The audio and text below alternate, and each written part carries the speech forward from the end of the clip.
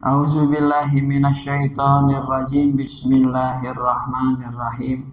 Assalamualaikum warahmatullahi wabarakatuh. Alhamdulillah. Alhamdulillahillazi rattaba liman doha yauman nahri bil jazail jazil.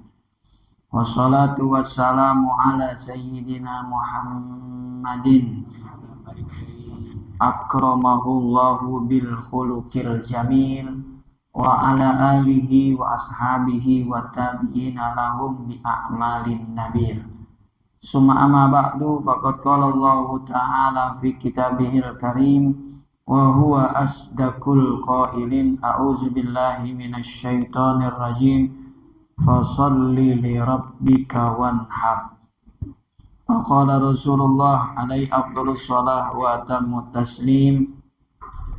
Ma amila ibnu adam yauman nahri amalan ahabbu ilallahi ta'ala min iraqatid dam.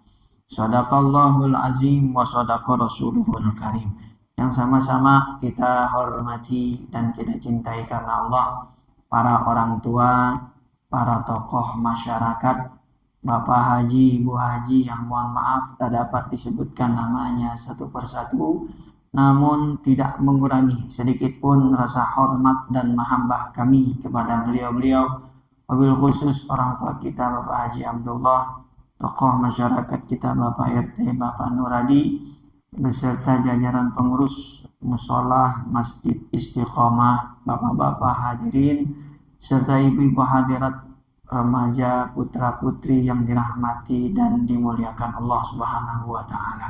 Yang pertama, kita bersyukur kepada Allah Subhanahu wa Ta'ala malam hari ini kembali pengajian bulanan kita dibuka. Mudah-mudahan pengajian perdana ini mendatangkan keberkahan dari Allah Subhanahu wa Ta'ala. Ilmu yang kita dapati menjadi ilmu yang bermanfaat. Ilmu yang bermanfaat dalam Al-Quran itu diibaratkan seperti kebaikan dunia dan kebaikan akhirat. Ada ayat di dalam Al-Quran, kita hafal doanya, selalu kita membaca doa ini. Firman Allah Subhanahu wa Ta'ala berpesan, minhum may yaqulu rabbana atina fid dunya hasanah wa fil akhirati hasanah wa qina azab. Hasanah yang dimaksud dari doa kita ini adalah ilmu yang bermanfaat. Maka ketika kita berdoa Rabbana atina fid dunya hasanah, ya Allah berikanlah di dunia ini ilmu yang bermanfaat.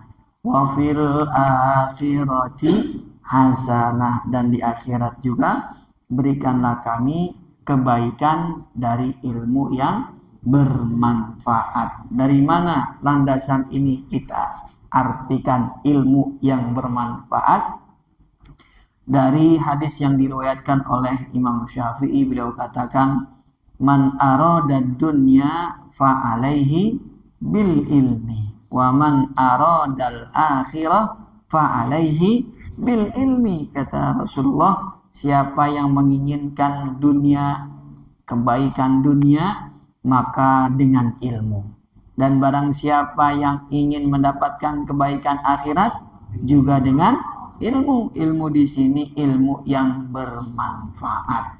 Bahkan di ayat yang lain surat Ar-Rahman Allah katakan, ya ma'syaral jinni wal insi in istata'tum an tanfuzu min aqtaris samawati wal ardi fanfuzu la tanfuzuna illa bisultan. Kata Allah, hai sekalian manusia, kalau kalian bisa menembus langit, maka tidaklah mungkin kalian melakukan itu kecuali dengan ilmu.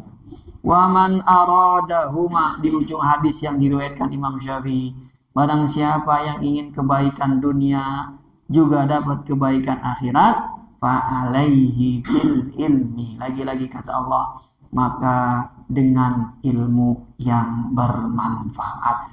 Mudah-mudahan dengan kita hadir di majelis seperti ini, kita mendapati kebaikan dunia, kita dapati kebaikan akhirat, dan kita dapati kedua-duanya sebagaimana yang Nabi sampaikan dalam hadis jelas Iza aradallahu bi'abdin khairan yufaqihu fiddin.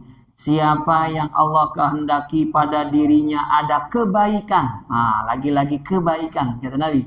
Siapa yang Allah kehendaki pada diri seorang mendapatkan kebaikan, yufaqihu fiddin kata Nabi, orang tersebut akan dipahamkan ilmu fikih. Mudah-mudahan malam hari ini kita akan membahas tentang fikih udhiyah.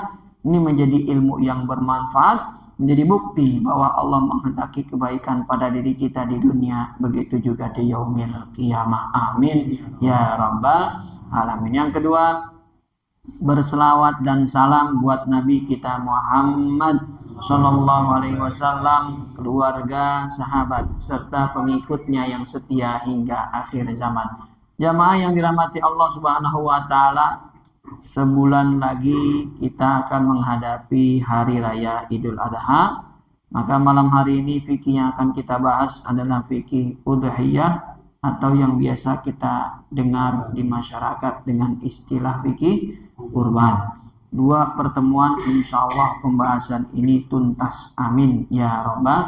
Malam hari ini kita akan fokus pada definisi, yang kedua dalil beserta hukumnya, dan yang berikutnya adalah syarat wajib dan syarat sah udhiyah dalam kacamata agama. Mudah-mudahan ini bisa membuka dan menambah wawasan ilmu agama kita yang selama ini sudah kita miliki. Mari sama-sama kita baca suratul Fatihah dengan niat yang pertama, mudah-mudahan sang mualif Dr. Wahbah Zuhaili jadikan kuburnya raudhah min riyadil jinan. Kita yang sedang membahas kitab beliau dibukakan pintu hati kita sehingga bisa memahami setiap kata yang tertulis dalam kitab ini. Dan juga jamaah kita yang sedang sakit atau yang baru saja melakukan operasi seperti Pak Haji Joko, mudah-mudahan segera diberikan kesehatan oleh Allah Subhanahu wa Ta'ala. Juga hadir bersama kita alhamdulillah Pak Tohirun. Alhamdulillah, mudah-mudahan segera diberikan kesembuhan yang sempurna, diberikan kekuatan oleh Allah Subhanahu wa Ta'ala. Jamaah Pak Arifin, Pak Haji Arifin. Oh iya, Pak Haji Arifin lupa yang habis operasi. Mudah-mudahan Allah berikan kesabaran, Allah berikan kekuatan, sehingga diberikan kesehatan yang sempurna seperti sedia kala. Juga jamaah kita yang tanpa kita sebutkan namanya satu persatu, keluarga kita, anak-anak kita, istri kita yang lagi kurang sehat, segera diberikan kesehatan oleh Allah Subhanahu wa Ta'ala. Sembuhkan dari penyakitnya dan diberikan kesabaran atas ujian ini. Dan jamaah kita yang telah berpulang ke rahmatullah, mudah-mudahan Allah jadikan kuburnya raudhah min riyadil jinan. Al-Fatihah. A'udzubillahi minasyaitonirrajim. Bismillahirrahmanirrahim. Alhamdulillahirabbil alamin arrahmanirrahim maliki yaumiddin. Iyyaka na'budu wa iyyaka nasta'in. Ihdinas siratal mustaqim. Shiratal ladzina an'amta 'alaihim ghairil maghdubi 'alaihim waladdallin. Amin ya rabbal alamin. Al-matlab al-awwal. Pembahasan yang pertama, ta'riful udhiyah. Definisi dari udhiyah. Ini sering saya sampaikan di beberapa tempat bahwa kalimat yang benar itu bukan kurban, tapi kalimat yang benar itu adalah udhiyah. Kurban itu datangnya dari mana? Datangnya dari syariat Nabi Adam. Nabi Adam lah yang dulu disyariatkan oleh Allah tentang ibadah kurban, bukan udhiyah. Zaman Nabi Adam syariatnya dikenal dengan syariat kurban. Ayatnya jelas. Watlu alaihim naba'a bnai adama bil haqqi iz qarraba kurbanan. Nah, dari kata situ tuh, ya. Dan ceritakanlah ya Muhammad kepada umatmu ketika ada 2 anak Nabi Adam yang melakukan syariat kurban, begitu. Yang satu kurbannya kambing karena profesinya atau latar belakangnya adalah peternak, dialah Habil. Sedangkan Qabil karena dia petani, dia berkurban dengan hasil taniannya, buah-buahannya. Ya, jadi kurban itu syariat Nabi Adam alaihi salam. Sedangkan syariat Nabi Muhammad itu dikenal dengan istilah udhiyah. Dikenal dengan istilah udhiyah. Kita akan lihat nanti di Quran begitu bunyinya. Di hadis begitu kalimatnya. Nggak pernah ada kita temukan di hadis digunakan kata kurban. Selalu menggunakan kata udhiyah. Kita bisa bilang bab azan, kita gunakan kata azan itu petugas azan. Karena azan itu istilah agama. Kita bisa katakan imam sholat. Sholat itu istilah agama. Di fikih juga tertulis bab as-sholah. Ada lagi bab al-wudu dalam istilah agama. Dan kita bisa menyebut juga dengan wudu. Kita tempel di masjid tempat wudu begitu. Tapi kenapa giliran ada istilah agama yang digunakan dengan kata udhiyah kita rubah menjadi kurban? Harusnya tetap kita sebut dia udhiyah. Jangan lagi bilang kurban. Kalau pengen ada perubahan sekarang kita mulainya.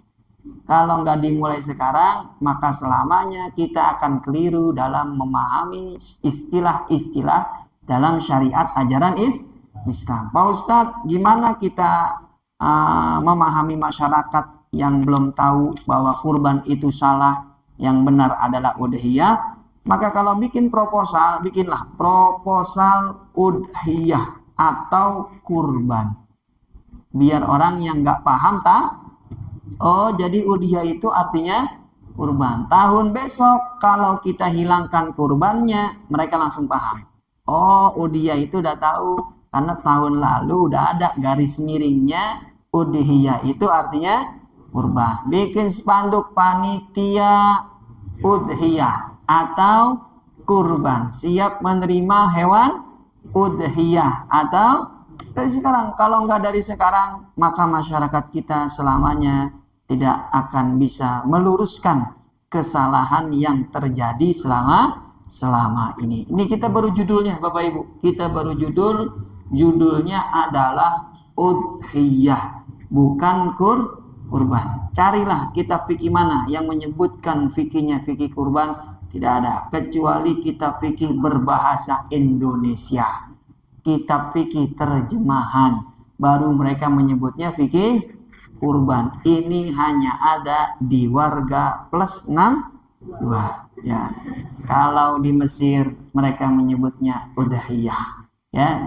Di Arab semua menyebutnya udhiyah. Kan nanti kita akan temukan hadis-hadisnya menggunakan kata udhiyah, tidak menggunakan kata kurban.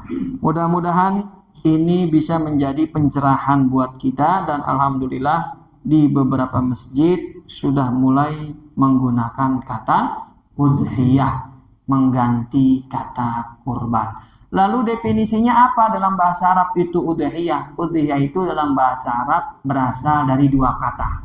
Udhiyah pakai do. Udhiyah berasal dari dua kata. Dua kata ini memiliki makna yang sesuai dengan ibadah ini itu sendiri. Yang pertama berasal dari kata adha, yaitu hari raya Idul Adha. Udhiyah itu dari adha, artinya hewan yang disembelih di hari raya Idul Adha. Hari raya Idul Adha itu kapan? 10 Zulhijjah. Kalau Muhammadiyah udah nentuin tanggal berapa Pak? 29 ya? 29 insya Allah hari Kamis ya, kalau nggak salah hari Kamis, insya Allah sama ya. Nah, karena nggak ada puasanya, kalau ada puasanya beda ya. Oke, ada beda ya. Insya Allah kita bareng 29 ya, hari Kamis itu tepat 10 Zulhijjah ya. Dalam mazhab Imam Syafi'i 3 hari setelahnya itu juga hari raya Idul Adha yang kita sebut dengan hari tasyrik, hari penyembelihan udhiyah. Jadi ada 4, 10 Zulhijjah, 11, 12, 13. Sedangkan di mazhab yang lain, Imam Malik, Imam Abu Hanifah, Imam Hambali, mereka sepakat hari penyembelihan itu cuma 3 hari, termasuk hari raya Idul adha. Jadi bagi mereka hanya 3, 10, 11, 12. Kamis, Jumat, Sabtu, hari Minggu udah nggak diterima lagi udhiyahnya. Menurut jumhur ulama, mayoritas ulama, waktu penyembelihan hewan udhiyah ini cuma 3. Yang 4 hari dialah Imam Syafi'i. 4 hari ya. Dalilnya mana nanti kita ketemu dalam waktunya ya. Nah, ini definisi secara bahasa. Yang pertama, udhiyah berasal dari hari raya Idul Adha. Yang kedua, udhiyah itu dalam bahasa Arab setelah kita cari, dia berasal dari kata duha. Duha itu adalah waktu. Waktu setelah matahari terbit. Masuk setelah matahari terbit ada namanya waktu duha. Sholat di waktu tersebut dikenal dengan sholat duha. Kita bisa bilang duha sama-sama pakai dot. Jadi udhiyah ini bukan karena bukan kita nggak bisa karena huruf dot susah, tapi duha bisa kita sebut. Sama-sama pakai huruf dot. Huruf dot itu memang huruf paling sulit disebutkan, termasuk huruf yang sulit disebutkan, dilafalkan oleh orang Indonesia. Ya, tapi nggak jadi alasan karena duha bisa kita sebut sama-sama pakai dot. Ya, mau sholat apa? Mau sholat duha. Waktu apa ini? Waktu duha. Nah, kenapa? Udhiyah ini berasal dari kata waktu duha karena penyembelihannya itu disunnahkan di waktu duha. Kalau di kita jam berapa Pak Haji biasanya? Selesai sholat Id. Sholat Id jam 7 kali ya?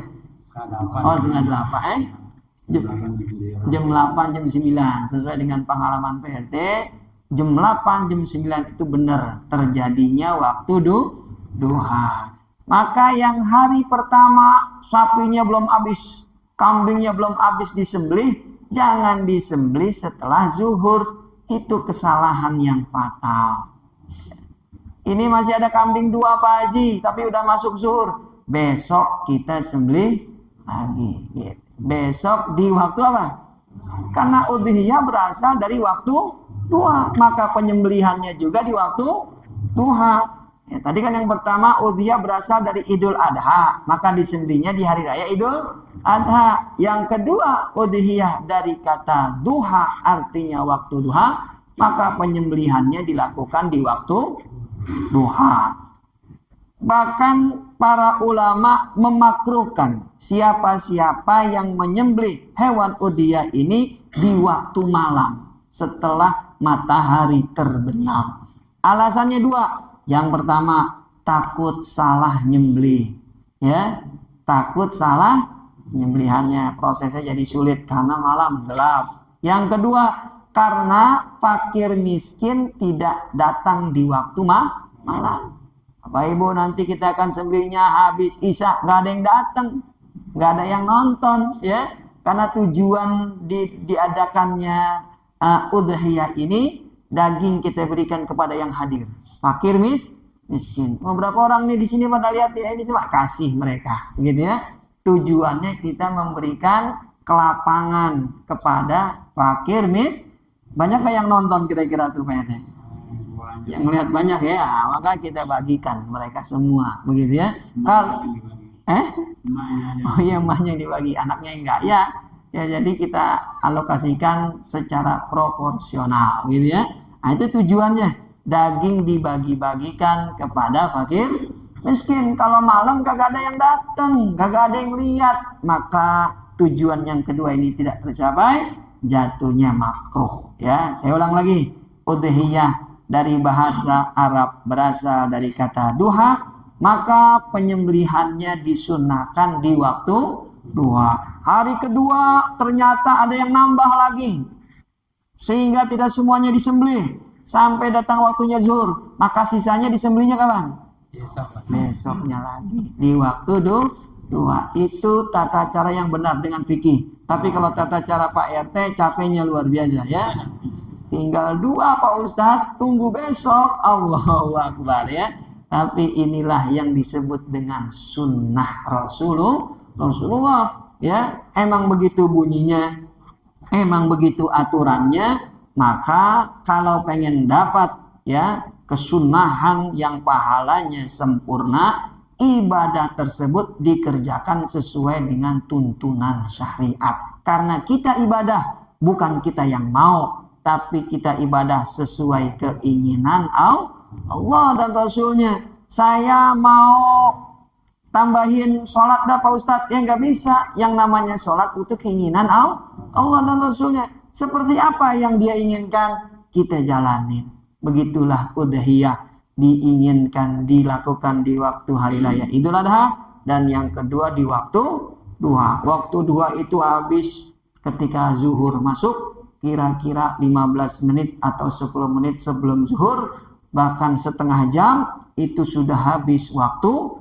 duha. Maka setelah setengah 12 kambing belum habis, besok lagi kita sembelihnya. Nah, itu secara bahasa Arab udhiyah. Sedangkan secara istilah fikih, udhiyah ini adalah zabahu hayawanin makhsusin biniyatil kurbah fi waktin makhsus, sebagaimana dalam kitab Ad-Dur Al-Mukhtar jilid 5 halaman 219, juga dalam kitab Tabayyinul Haqa'iq jilid ke-6 halaman 2, dan juga dalam kitab Takmilatul Fath jilid 8 halaman 66. Jadi kalau kita belajar fikih ini Bapak Ibu, tidak perlu baca lagi kitab yang lain. Kitab-kitab induk 4 mazhab itu udah dimasukin sini semua. 4 induk sudah dimasukkan sini semua. Jadi nggak usah lagi buka-buka kitab induk seperti Adul Mukhtar dalam mazhab Imam Malik, Tabyinul Haqa'iq dalam mazhab Imam Hambali, Takmilatul Fath dalam mazhab Imam Abu Hanifah. Nggak perlu kita buka lagi karena udah dimasukin ke dalam kitab fikih 4 mazhab. Luar biasa ya. Maka yang udah biasa belajar Ad-Dur Al-Mukhtar, maka mereka tahu itu kan di kitab kami mazhab Imam Malik tertulis sudah di sini, karena ini kitab fikih 4 mazhab. Bahkan dalam kitab Syarhur Risalah, ini Syarhur Risalah karya Ar-Risalah itu karya Imam Syafi'i ya, disyarah ya, ada dalam kitab Syarhur Risalah jilid 1 366. Yang namanya udhiyah itu secara istilah fikih adalah zabahu hayawan, menyembelih hewan khusus, biniyatil kurbah, dengan niat mendekatkan diri kepada Allah, fi waktin maksus, di waktu yang sudah ditentukan. Ada 4 poin. Yang pertama, zabahu hayawan, menyembelih. Jadi caranya itu dengan cara disembelih. Tapi kan ada yang bukan caranya disembelih, dengan cara ditusuk dan dirobek. Kalau kita motongnya bukan kambing, bukan sapi, tapi unta. Unta paling bawah leher sini. Kalau kambing di atas, sapi di atas. Kalau unta di paling bawah. Makanya disebutnya bukan disembelih dalam bahasa Arab, disebutnya nahru. Nahru itu artinya menusuk. Ya, lalu dirobek. Sama yang dirobek 3 urat ya, nafas dan darah ya. Itu yang dirobek, tapi punya teknik tersendiri. Kelihatannya gampang. Kita lihat di video orang motong unta, cobain dah sekali-sekali. Begitu kita coba, belum mati langsung digigit sama unta tuh orangnya ya. Ada nggak yang gitu ya? Nah, karena dia nggak bisa mutus tuh 3 uratnya tadi. Kalau terputus, maka untanya akan lemes, langsung jatuh. Begitu, hilang tenaganya dia. Sapi, kerbau juga begitu. Sehebat-hebatnya tenaga kerbau, sapi, bule, kalau sudah putus itu 3, langsung dia diam. Makanya yang bagus itu dengan cara yang terbaik dan tercepat, sehingga tidak menyulitkan kita ketika melakukan penyembelihan. Tapi di sini cuma digunakan zabahu Pak Ustadz. Iya betul. Kalau zabahu berarti nggak masuk unta. Zabahu itu buat sapi, kambing, kerbau saja. Ya, kalau buat unta namanya nahru. Maka ini sedikit masukan dari saya yang lemah, yang dhaif. Sebaiknya sang mu'alif menggunakan kata tazkiyah. Tazkiyah itu memotong hewan baik dengan cara disembelih atau dengan cara ditusuk. Itu ada dalam bahasa Arab namanya tazkiyah. Pakai huruf dal yang ada titiknya.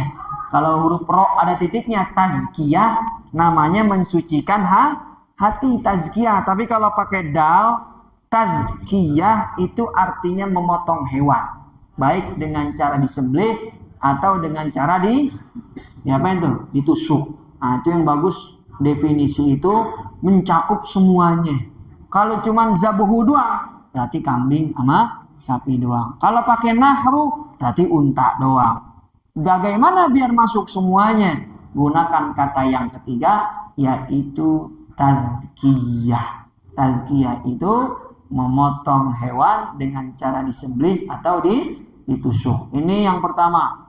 Yang kedua, hayawanin maksus, hewan yang sudah ditentukan, yaitu binatang ternak. Yang ketiga, biniyatil kurbah, ada niat dalam hati mendekatkan diri kepada Allah Subhanahu wa ta'ala. Niat itu bisa dihadirkan ketika pertama kita beli hewan, atau kita hadirkan ketika hari hanya hewannya mau disembelih.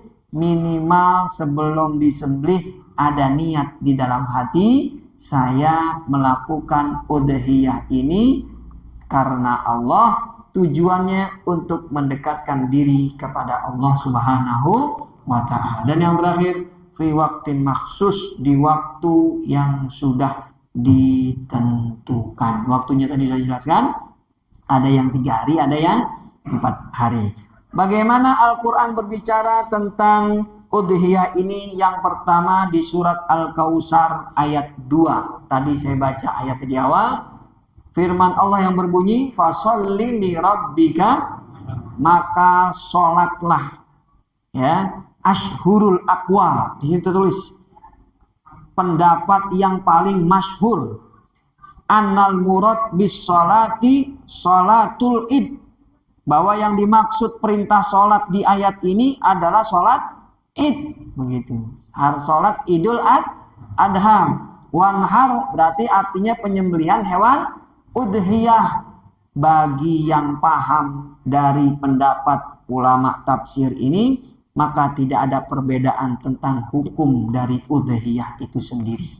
Kan nanti kita lihat, ada yang bilang wajib, ada yang bilang sunnah. Kalau dia paham ayat ini, fasholli li rabbika wanhar, maka sholatlah 2 rakaat idul adha dan menyembelihlah. Maka dia paham apa hukumnya menyembelih hewan di hari raya, sama seperti hukum sholat idul. Apa hukumnya sholat idul adha?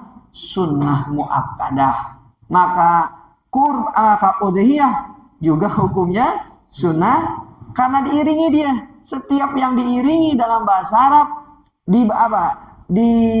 ada kalimat waw, disisipi kata waw atau dan, maka yang disebut sebelum waw dan yang setelah waw itu hukumnya, kedudukannya sama. Ketika di awal disuruh sholat sunnah idul adha, setelah waw disebut menyembelih, perintah menyembelih, maka kedua-duanya hukumnya sama.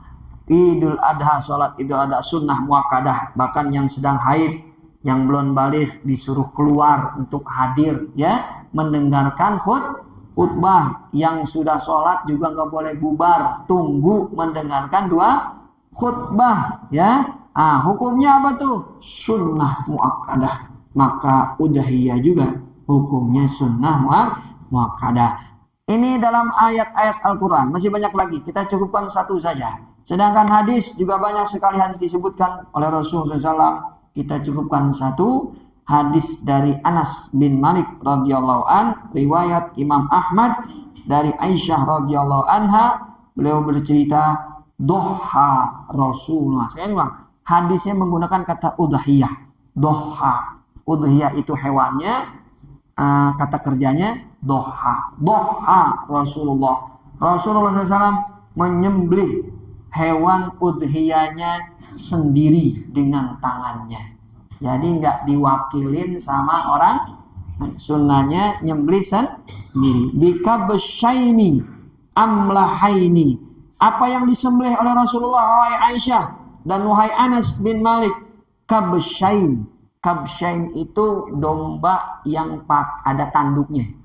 Bedanya domba sama kambing ditanduk. Kalau domba tanduknya melingkar. Kalau kambing tanduknya atas lurus gitu ya. Jadi yang disembelih sama Nabi itu bukan kambing, tapi domba yang ada tanduknya. Berarti dia pejantan. Kalau Yang diadu domba. gimana Pak? Yang diadu domba. Oh, yang diadu domba, adu domba. Kirain apa kali ya. Nah, jadi ya harus direkam nih Pak ini. Jadi udhiyahnya Nabi itu kambing dong.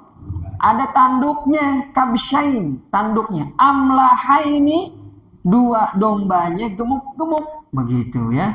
Akronaini, ada tanduknya. Fara'aituhu wadi'an qadamai. Ya, sebelum kita jelasin, jadi sifat udhiyah Nabi yang pertama domba bertanduk, ya. Jenis domba bertanduk, amlahaini itu gemuk. Dan nanti ditemukan warnanya itu nggak putih semua, nggak hitam semua, nggak coklat semua, tapi putih campur hitam. Ada hitam di matanya, ada hitam di jidatnya, ada hitam di kakinya. Itu yang bikin dombanya menjadi cakep kelihatannya, ganteng gitu ya. Nah, itu model udhiyahnya Rasulullah. Jadi kita tuh ada domba, ada kambing, kan begitu ya. Nah, ada domba betina. Nah, Nabi nggak betina tuh. Nabi dombanya apa tuh? Jantan, pakai tanduk, begitu ya. Ada kambing itu yang ada jenggotnya, jenggot ke bawah menjuntai. Itu bedanya dengan kabsyun. Kalau dalam bahasa Arab namanya maiz. Maka jangan namain anak kita maiz. Itu artinya kambing. Yang ada apa ini? Maiz ya. Wah, kambing Jawa. Kambing apa tuh ya? Ada lagi sekarang kambing Ottawa apa? Etawa ya. Itu di bahasa Arabnya dulu nggak ada, orang Arab nggak kenal itu karena persilangan aja. Jadi muncul yang seperti itu. Ya pokoknya kalau jenis kambing itu ada jenggotnya, tanduknya ke atas begitu, lurus. Mau model apapun itu disebut maiz, kambing. Ya kalau domba itu melingkar dan bulunya ada apa itu? Wallnya gitu ya, betina. Kalau betina nggak ada tanduknya, kalau kabsh ada tanduknya. Makanya di Quran itu ada digunakan domba betina. Domba betina itu nakjah. Waliyana jatun wahidah, ya. Tis'un wa tis'una nakjatan, ya. Kata Nabi Sulaiman, aku punya kambing betina di rumah 99. Maksudnya bukan kambing betina, domba betina. Maksudnya punya istri. Dia beristri sebanyak. Dan itu dilakukan dalam satu malam. Wah, itu luar biasanya. Nabi Sulaiman alaihissalam. Ya, ketika dia sombong, tidak ada yang jadi anak. Ya, lupa ngucapin insya Allah. Ya, kata dia, saya punya 99 domba betina. Dan saya akan berhubungan dengan mereka semua malam hari ini. Satu di antara mereka melahirkan satu, maka akan menjadi pejuang di sisi Allah Subhanahu wa taala. Niatnya bagus, tujuannya bagus, tapi lupa ngucapin insya Allah. Ya kata Allah Rasulullah, dia lupa insya Allah. Makanya kalau pengen punya sesuatu, kuatkan dengan kalimat insya Allah, bukan dikendurkan dengan insya Allah. Kita kadang-kadang bukan menguatkan dengan insya Allah, mengendurkan dengan insya Allah. Pak, nanti datang ya ke acara saya, insya Allahnya kagak datang gitu ya. Beda ya dengan kalimat insya Allah, penguatan. Insya Allah datang ya. Kita bilang insya Allah datang, tapi sebenarnya kendor, saya nggak datang gitu ya. Nah, itulah bedanya insya Allah zaman sekarang ya. Doa Rasulullah, Nabi menyembelih 2 domba jantan warna putih, ada hitam-hitamnya, gemuk-gemuk dan bertanduk. Fara'aituhu wadi'an qadamaihi ala sifahiha. Kemudian aku melihat Nabi menginjak leher domba tersebut dengan kakinya. Tangan kirinya memegang kepala atau tanduk hewan tersebut sendirian. Yusammi wa yukabbir. Sebelum disembelih beliau mengucap Bismillahi Allahu Akbar. Fazabahuma biyadih. Kemudian beliau menyembelih dengan tangannya Boleh nggak diwakilin? Boleh. Nabi pernah mewakili. Ketika beliau udhiyahnya berupa unta, itu sebanyak 100 unta. Bayangin. Ada di kampung kita korbannya udhiyahnya sapi 100, ada nggak seorang? Ada mungkin, bukan di sini, ada di luar. Mana kita pernah berbeda ya. Ada orang pergiin umroh 100 orang. Ada orang nyembeli sapi 100 sapi udhiyah. Ada ya. Memang zaman sekarang banyak yang aneh, tapi zaman dulu ada. Rasulullah 100 unta. Ketika sampai 70, 30-nya diserahkan ke Ali diwakili. Lanjutin, pegel juga nih, 70 unta, bayangin. Kuat nggak tuh Nabi kira-kira? Kuat, sehat berarti beliau. Tanya aja Pak Haji Abdullah Sari, kuat berapa? Ya nggak, sapi. Ya nggak, ada 70 kuat Pak Haji. Ya, keluar kita biar nyembelih-nyembelih doang kelihatannya gampang, tapi capek juga, pakai tenaga, ya kan? Nariknya full, harus full tuh kata beliau ya. Kalau nggak full, ya Allah kasihan sapinya, ya nggak? Itu 70 Nabi. Ali lanjutin. Berapa lagi ya Rasulullah? 30. Beres. 30-nya diwakilin oleh Ali. Maka jamaah RT 06 yang tidak sanggup boleh juga diwakilin kepada Pak Haji Abdullah, ya enggak? Karena Rasulullah saja mewakilinya. Putri beliau juga dalam kitab ini dijelaskan dulu diwakili Rasulullah. Dialah yang bernama Fatimah. Ketika udhiyahnya sudah rubuh, siap disembelih, Nabi panggil, ya Fatimah, kumi, diri kamu, jangan duduk. Ada apa ya Rasulullah? Washhadi udhiyatak, diri, saksikan udhiyahmu akan disembelih. Ya, selesai dia berdiri dan dia menyaksikan hewannya disembelih.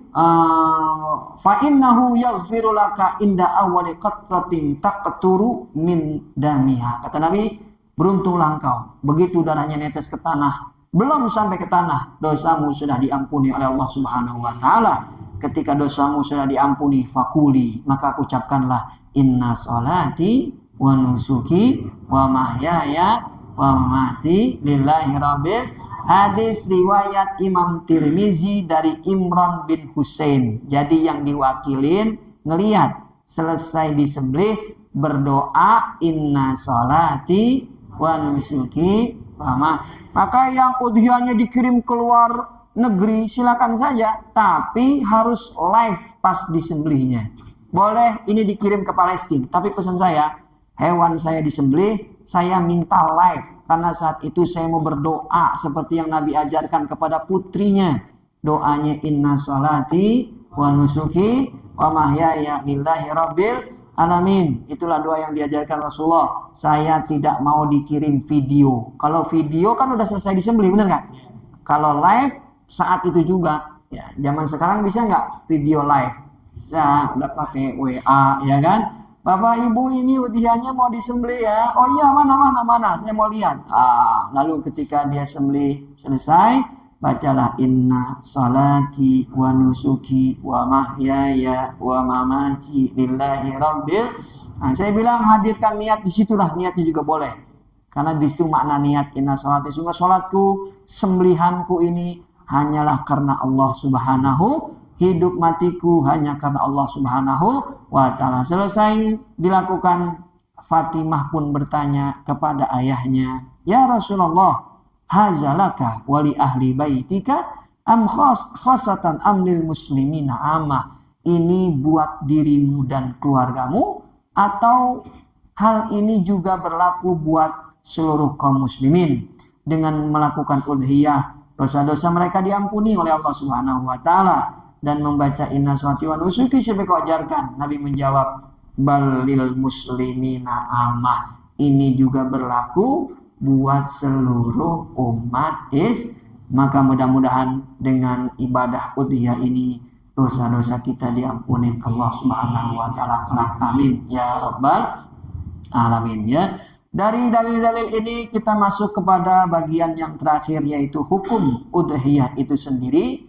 Ada yang bilang wajib, ada yang bilang sunnah. Walaupun tadi kita udah tahu ya, yang paling kuat sebenarnya sunnah. Udah jelas banget dari ayat Quran. Tapi kita bacalah yang wajib. Siapa yang bilang wajib? Yaitu Imam Abu Hanifah wa ashabuhu, para pengikutnya. Dikatakan wajib Tapi nggak wajib buat semua umat Islam. Orang-orang tertentu saja 3 kata beliau yang wajib. Yang pertama, wajib bagi yang mukimin, yang nggak musafir, wajib. Netap dia, nggak pulang kampung misalnya, nggak perjalanan. Maka dia nggak wajib kalau yang musafir. Yang wajib itu yang menetap domisili, nggak kemana-mana gitu. Atau menetap di satu tempat, bukan kampungnya udah lebih 4 hari. Hari kelima udah disebut mukim begitu ya, karena 4 hari tinggal di satu tempat yang baru ya. Nah itu yang wajib, itu yang mukimin. Yang kedua yang wajib itu kata beliau yang mampu membeli hewan udhiyah. Kalau dia nggak mampu nggak wajib kata Imam Abu Hanifah. Siapa orang yang mampu wahai Imam Abu Hanifah dalam pandangan Anda? Orang yang mampu kata beliau memiliki mi'atai dirham, 200 keping perak. Kalau di hari raya dia punya 200 keping perak tabungan, dia berarti orang yang mampu. Kalau nggak ngerjain dia dosa haram jatuhnya. Karena wajib kata beliau. 200 keping perak itu setara dengan 85 gram emas, dirupiahkan sekitar 85 juta. Jadi yang mukim yang punya duit tabungan 85 juta itu yang wajib dalam mazhab Imam Abu Hanifah ya. Kemudian yang ketiga adalah orang yang membeli hewan udhiyah dan dia kondisinya fakir miskin. Tumben-tumbenan nih orang fakir beli kambing, udah wajib dia udhiyah. Jangan dia apa-apain nih kambingnya, jangan dipakai buat makan, jangan dipakai buat yang lain, alokasikan langsung buat udhiyah. Wajib tuh dalam pandangan Imam Abu Hanifah orang miskin yang tumben-tumbenan beli kambing. Karena kalau nggak dijadiin udhiyah, tahun depan dia nggak bisa dikhawatirkan dia nggak bisa beli dan seterusnya. Maka udah langsung pegang, jadikan dia wajib orang miskin yang beli hewan udhiyah. Itu 3 yang wajib. Tapi dalam pandangan jumhur ulama, berudhiyah ini hukumnya sunnah muakkadah. Buat siapa? Ya sama buat yang mukimin, sunnah muakkadah. Buat siapa lagi? Buat yang mampu. Mampu dalam pandangan jumhur ulama yang 3 beda-beda. Kalau menurut Imam Abu Hanifah kan punya duit 85 juta. Kalau menurut Imam Malik nggak begitu. Menurut Imam Malik, orang yang mampu itu punya duit berlebih untuk kehidupannya 1 tahun. Jadi kalau dia udah punya pekerjaan, punya gaji tetap, punya pedagang, masukan tetap, itu sudah cukupi makanan pokoknya dalam setahun, ada duit untuk beli hewan. Berapa misalnya? 3,5 juta, maka dia sudah dikategorikan mampu. Menurut Imam Malik, begitu ya. Juga sama menurut Imam Ahmad bin Hambal, orang yang mampu begitu, dia punya uang berlebih, cukup untuk kebutuhan pokoknya selama 1 tahun. Sedangkan menurut Imam Syafi'i sedikit berbeda. Orang yang mampu itu punya kelebihan harta punya kelebihan harta untuk beli hewan udhiyah 3.500.000 dan tidak dipakai selama 4 hari. Makanan pokok 4 hari sudah terpenuhi. Tanggal 10 Zulhijjah, 11, 12, 13. Orang yang 4 hari makanan pokoknya sudah terpenuhi, kebutuhan daruratnya sudah terpenuhi, lihat tabungan ada 3,5 juta, maka dalam mazhab Imam Syafi'i dia termasuk orang yang mampu. Kira-kira jamaah musola istiqomah mampu apa enggak kira-kira? Maka tidak ada alasan untuk tidak berdiri di shaf pertama menyambut perintah Allah, yaitu melakukan ibadah udhiyah. Mudah-mudahan kita bisa melakukannya. Amin ya rabbal alamin. Demikian dari saya, termasuk waktu Isya. Ada yang tanya 1 atau 2, silakan. Saya minumnya. Bismillahirrahmanirrahim. Ya, silakan Jemalik. Waalaikumsalam. Kalau masalah ada hadis yang kalau makhluk nggak berubah katanya nggak bisa ngomong. Oh iya, benar. Ada hadis yang berbunyi, man kana lahu sa'atun, siapa yang mampu, walam yudhi, dia punya kelapangan rezeki, Nggak dipakai tuh duitnya tadi 3,5 juta. Dalam mazhab Imam Syafi'i selama 4 hari. Dalam mazhab yang lain selama 1 tahun. Dia tidak melakukan udhiyah. Fala yaqrabanna musallana. Kata Nabi, jangan deketin tempat sholat kita. Maksudnya kalau dia meninggal, jangan bawa kemari. Sholatin di mana kayak terserah. Gitu. Jangan nyolatin di sini. Kan orang kalau meninggal dibawanya kemana? Nggak ngurban dia ya. Yo jangan disolatin mana ke sholat. Nabi saking marahnya begitu. Nabi saking marahnya. Orang punya kelebihan harta tapi tidak udhiyah. Ada satu kejadian Bapak Ibu yang mati Allah SWT. Orang selama hidupnya saya saksi dengan mata kepala saya. Udhiyahnya dia itu tiap tahun gak pernah putus. Dan dia termasuk orang yang punya kepedulian terhadap ibadah udhiyah ini. Ketika dia meninggal dunia, yang nyolat ini banyak, luar biasa. Mungkin itu balasan dari Allah Subhanahu wa Ta'ala. Kebalikan dari hadis tadi. Orang yang gak udhiyah jangan dibawa ke masjid. Berarti yang nyolat ini besok kalau ada yang nyolatin dikit jangan suzon juga. Dia gak udhiyah gayanya. Jangan ya. Setiap orang punya kelebihan dan kekurangan masing-masing. Itu hanya pandangan saya yang doif, yang lemah saja. Ya, mudah-mudahan kita terhindar dari keburukan tadi. Amin ya rabbal alamin. Ya, cukup mungkin ya. Demikian mudah-mudahan ada manfaatnya. Kita akan lanjutkan lagi bulan depan. Hadanallah wa iyyakum ajmain. Assalamualaikum warahmatullahi wabarakatuh.